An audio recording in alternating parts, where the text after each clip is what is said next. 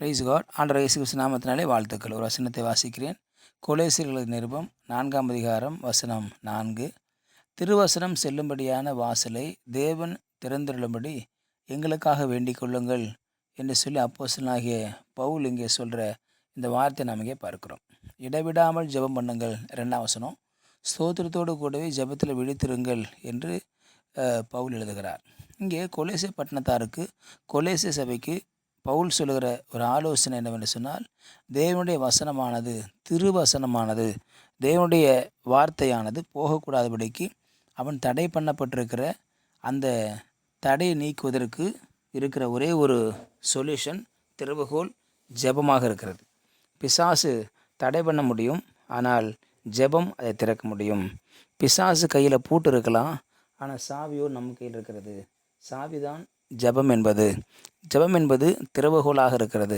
ஜெபம் என்பது திறவுகோலுடைய காரியமாக இருக்கிறது. ஆகவே ஜெபிக்க ஜெபிக்க திறவுகோலானது அங்கே திறக்கப்பட்டு கொண்டே இருக்கும்.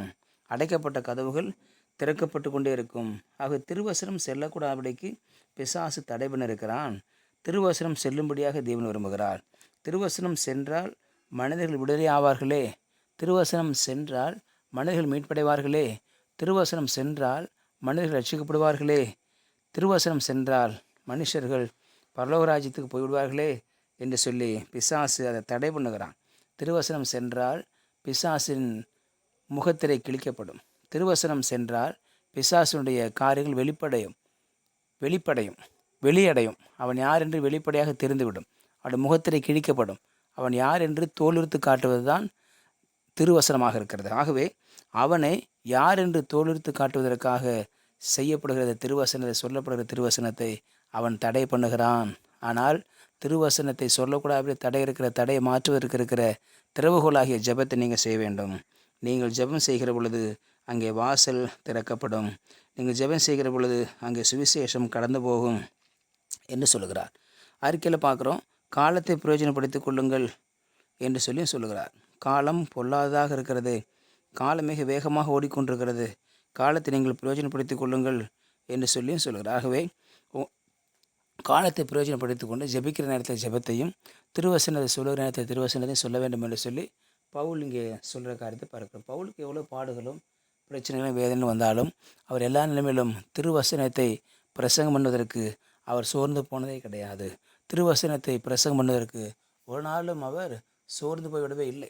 எல்லா நேரத்திலும் அவர் திருவசனத்தை பிரசங்கம் பண்ணுவதற்கு அவர் ஆயத்தமாகவே இருந்தார்.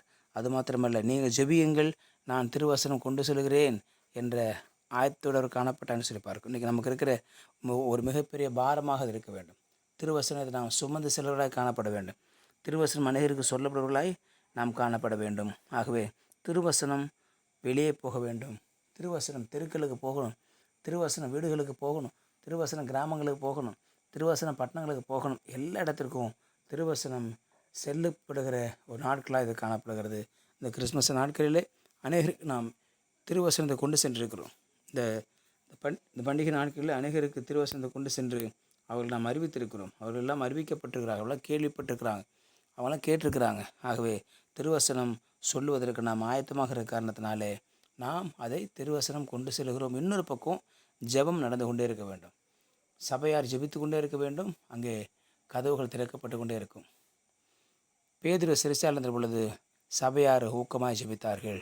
அங்கே சங்கிலிகள் அறுபட்டன, கதவுகள் திறக்கப்பட்டன, பூட்டுகள் உடைக்கப்பட்டன. எப்படி நடந்துச்சு யாருக்கும் தெரியல. ஆனால் ஒன்று ரகசியம் ஜெபமாக இருந்தது. ஜெபிக்க ஜெபிக்க ஜெபிக்க அவர்கள் விடுதலை ஆனார்கள். ஜெபிக்க ஜெபிக்க ஜெபிக்க அவர்கள் வெளியே வருவதற்கு தடை நீங்கினது. ஜெபிக்க ஜெபிக்க ஜெபிக்க சங்கிலிகள் அறுக்கப்பட்டது. ஆகவே இங்கே சபையார் ஜெபிக்கிற பொழுது அங்கே மிகப்பெரிய விடுதலை உண்டானது. இன்றைக்கு சபையார் ஜெபிக்கிற பொழுது திருவசனம் போகக்கூடாத இடத்துக்கு கூட போக முடியாத வாசலை அது திறக்கும் என்று சொல்லி பார்க்கிறோம். போகக்கூடாத இடம் என்று சொல்லி எதுவுமே கிடையாது. எல்லா இடத்துக்கும் வசனம் போவதற்கு முடியும். திருவசனம் கர்த்தர் கொண்டு போக ஆயத்தமாக இருக்கிறார். நம்ம செய்ய வேண்டியது என்ன?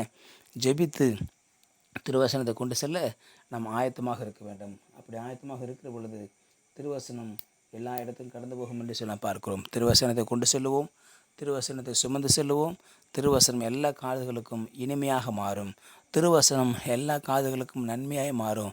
திருவசனம் எல்லா காதுகளுக்கும் ரட்சிப்பின் சத்தத்தை கொடுக்கிறதாய் மாறும். ஆகவே தடைகள் உடைக்கப்படுவதற்கு ஜெபம் என்கிற திறவுகோல் எடுப்போம், ஜெபிப்போம், தடைகள் விலகும், முன்னேறி செல்வோம். கர்த்தர் ஆசீர்வதிப்பார். ஜெபிக்கலாம். பரிசுத்தபிதாவே, நாளுக்காக ஸ்தோத்திரம் பண்ணுகிறோம். திருவசனம் செல்லக்கூடாது இருக்கிற எல்லா தடைகளை மாற்றுவதற்காக, தடைகள் நீங்குவதற்காக சபையார் ஊக்கமாக ஜெபிக்க, விசுவாச மக்கள் ஊக்கமாக ஜெபிக்க இந்த கடைசி நாட்களில் கர்த்தர் கிருபை செய்யும்படியாக ஜெபிக்கிறேன் ஆண்டவரே. திருவசனம் பட்டி தொட்டிலாம் கலந்து போகட்டும் ஆண்டவரே.